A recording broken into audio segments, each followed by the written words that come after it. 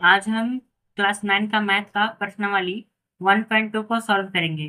तो पहला क्वेश्चन देखते हैं। नीचे दिए गए कथन सत्य है या असत्य है, कारण के साथ अपने उत्तर दीजिए।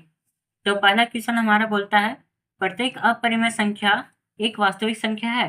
तो जैसा कि हम सब जानते हैं कि वास्तविक संख्या परिमेय संख्या भी होती है और अपरिमेय संख्या भी होती है। तो यहाँ पे हम लिख देंगे हाँ, प्रत्येक अपरिमेय संख्या एक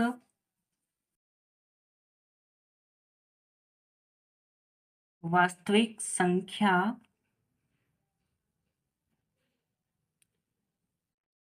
होती है। यहाँ पे हमें कारण भी देना है, तो हम यहाँ पे कारण लिखेंगे।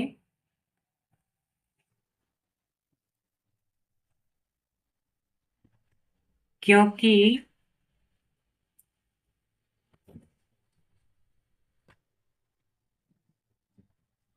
परिमेय और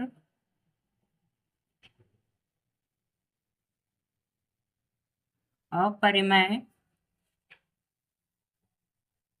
दोनों संख्या वास्तविक संख्या होती है। चलिए अब हम दूसरा क्वेश्चन देखते हैं। यहाँ पर दूसरा क्वेश्चन बोलता है, संख्या रेखा का प्रत्येक बिंदु रूट m के रूप में होता है, जहाँ m एक प्राकृतिक संख्या है। इस क्वेश्चन को समझने के लिए हम एक छोटा सा संख्या रेखा ड्रॉ करेंगे। यहाँ पे देखिए, 1 हमारा पूर्ण वर्ग है, 2 भी पूर्ण वर्ग है, लेकिन यहाँ पे हमारा 3 पूर्ण वर्ग नहीं है और 4 हमारा पूर्ण वर्ग है। तो देखिए, यहाँ पे हमारा सभी संख्या पूर्ण वर्ग नहीं है, इसलिए यहाँ पे लिखेंगे हम संख्या रेखा का प्रत्येक बिंदु रूट m के रूप का नहीं होता है। अब हम अगला क्वेश्चन देखते हैं। तीसरा क्वेश्चन बोलता है, प्रत्येक वास्तविक संख्या एक अपरिमेय संख्या होती है। तो यहाँ पे हम पहला क्वेश्चन में देखे हैं कि प्रत्येक वास्तविक संख्या परिमेय संख्या और अपरिमेय संख्या दोनों होता है। तो यहाँ पे हम लिखेंगे प्रत्येक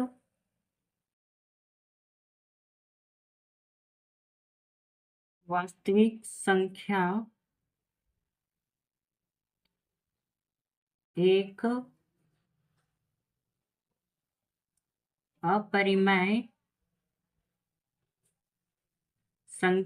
सॉरी अपरिमेय संख्या नहीं होती है। कारण यहाँ पे देंगे हम क्योंकि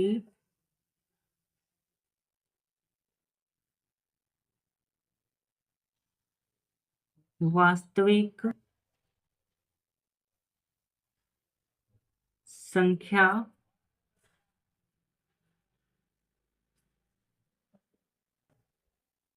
अपरिमेय और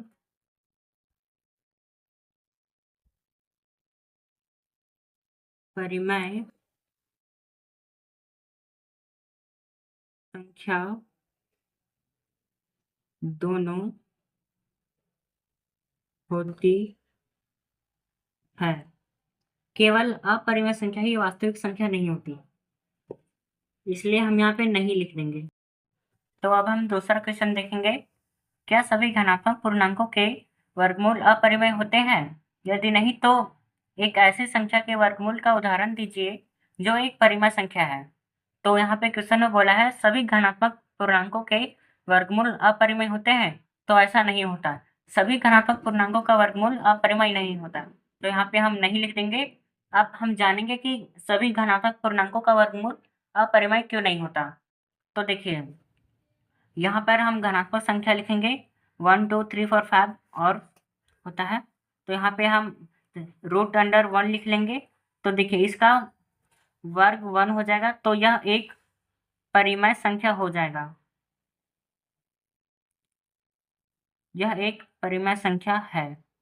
अब यहाँ पे हम √2 लिखेंगे, तो देखिए √2 एक परिमेय संख्या नहीं है, यानी कि यह एक अपरिमेय संख्या है।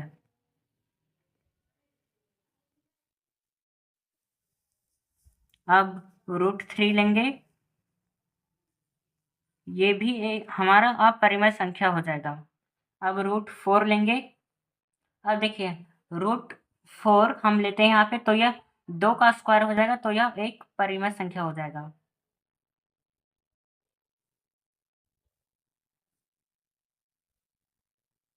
अब 5 √5 लिखेंगे, तो देखिए √5 भी हमारा अपरिमेय संख्या हो जाएगा।